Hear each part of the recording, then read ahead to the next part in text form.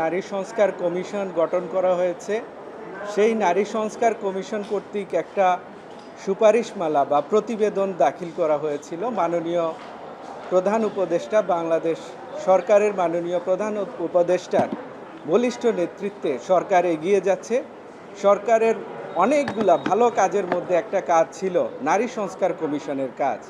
এই কাজটা করতে গিয়ে আমরা দেখেছি প্রতিবেদন দেয়া হয়েছিল। সেই প্রতিবেদনে আমরা মনে করেছি বা আমরা সংক্ষুব্ধ হয়েছি। আমি ব্যক্তিগতভাবে এই রিট পিটিশনটা দায়ের করেছিলাম।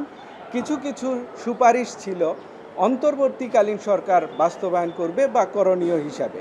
কিছু কিছু সুপারিশ ছিল যেগুলো পরবর্তী নির্বাচিত সরকার আসবে তারা বাস্তবায়ন করবে। এর মধ্যে আমরা দেখেছি অন্তর্বর্তীকালীন সরকার কিছু কিছু সুপারিশ বাস্তবায়ন করতে গিয়ে যেগুলাকে মনে হয়েছে আমার ব্যক্তিগতভাবে ধর্মীয় স্বাধীনতা বা ধর্মীয় আচার অনুষ্ঠানের সাথে সাংঘর্ষিক মনে হয়েছে।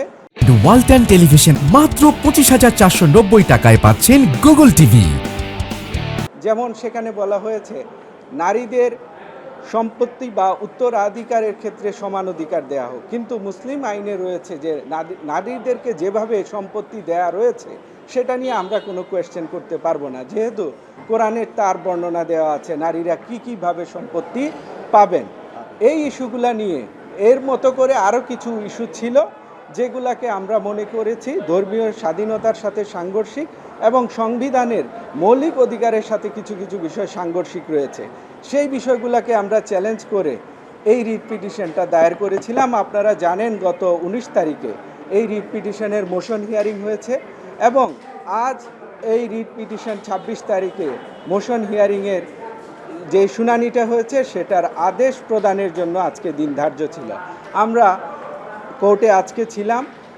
আমাদের সুপ্রিম কোর্টের হাইকোর্ট ডিভিশনের একটি bench presided over by the madam justice Fatema Nazib এবং honourable mister justice Sikder Mahmudur Razi, ওনাদের কোর্টে আজকে আমাদের 108 নাম্বার আইটেম ছিল।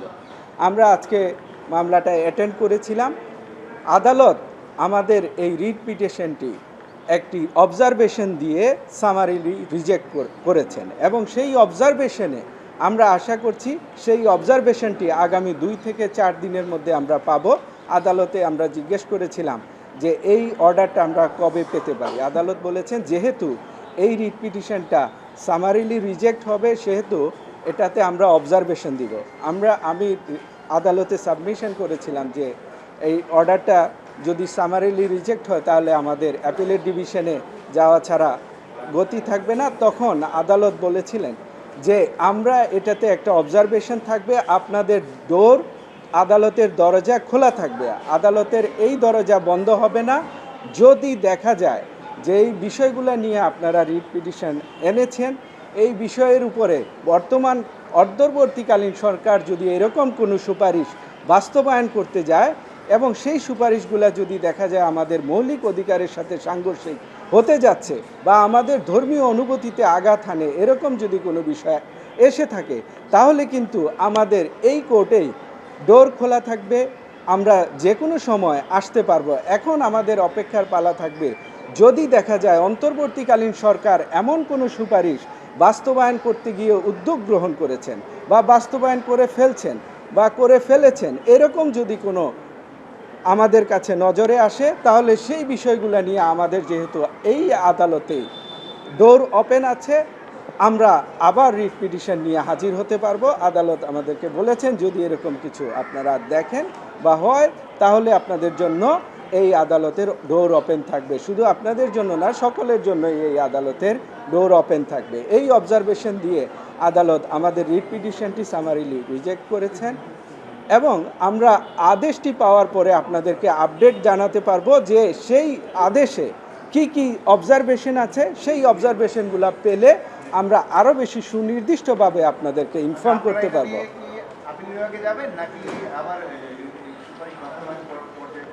দেখুন, আমরা আপিল বিভাগে হয়তোবা যাওয়ার প্রয়োজন পড়বে না যদি আমরা দেখি আমাদের এই অবজারভেশনে আমাদের যে কাঙ্ক্ষিত যে প্রতিকার আমরা চেয়েছি সেটার যদি কাঙ্ক্ষিত উত্তর বা সেটার যদি কাঙ্ক্ষিত কোনো নির্দেশনা, দিক নির্দেশনা, অবজারভেশন আমাদের আদেশে চলে আসে তাহলে কিন্তু আর আমাদের অ্যাপিলেট ডিভিশনে যাওয়ারও প্রয়োজন হবে না।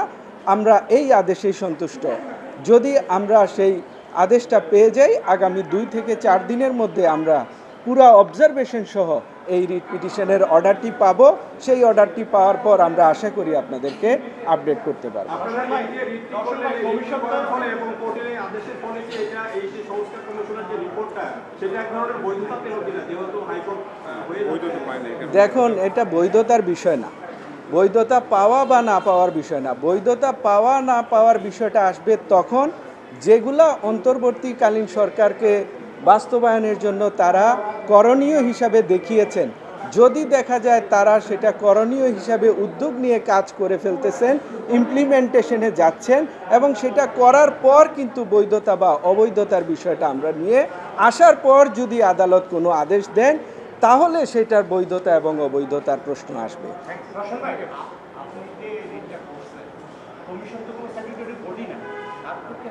দেখুন, এটা কমিশন বডি না হলে এই কমিশনটা আসলো কোত্থেকে? এই কমিশন কিন্তু কোনো ডাইনিং টেবিলে গঠিত হয় নাই।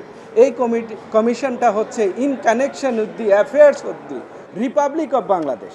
এই সরকারের স্ট্যাটুটরি অর্ডারের মধ্য দিয়ে এই কমিশন গঠন হয়েছে, এবং এই কমিশন কয়েকটা ভাগে কিন্তু প্রতিবেদনটাকে ভাগ করেছেন। অন্তর্বর্তীকালীন সরকার, পরবর্তী সরকার যদি নির্বাচিত হয়ে আসেন, তারাও কিছু কিছু বিষয় বাস্তবায়ন করবেন। আমরা যদি দেখি অন্তর্বর্তীকালীন সরকার এরকম যদি কোনো কিছু নিয়ে উদ্যোগ গ্রহণ করেন, তাহলে কিন্তু আমরা আবারও আদালতে আসার সুযোগ থাকবে। এবং আপনারা জেনে থাকবেন, আমি একটু আগে একটা প্রজ্ঞাপন পেয়েছি, এটা আমি এখনও পড়ে শেষ করতে পারি নাই, যে এই কমিশনকে সুন্দরভাবে কাজ করার জন্য 30শে মে, এই মাসেরই 30শে মে পর্যন্ত 31শে মে পর্যন্ত একটা সময় দেওয়া হয়েছে বলে আমি জেনেছি। আমি এই প্রজ্ঞাপনটা পড়ার পর আরও বিস্তারিত জানতে পারবো, তখন আপনাদেরকে আরও বেশি আপডেট জানাবো।